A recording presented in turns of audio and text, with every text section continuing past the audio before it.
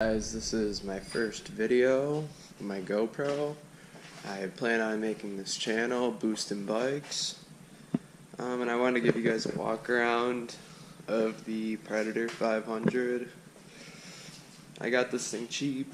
I kind of beat on it. I broke the wheelie bar off. I'm ordering all new stuff for the spring season out here in upstate New York.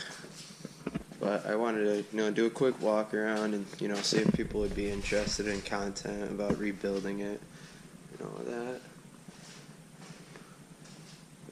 Before I take it out today, now it's freezing cold out, so I don't know how long the actual footage is going to be.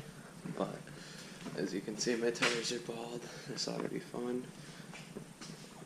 Now I might do voiceover, more than likely, on the video with some music, so it's just going to be kind of an edit because I don't have a microphone for this GoPro I just got. But here we go, let's do a nice cold start.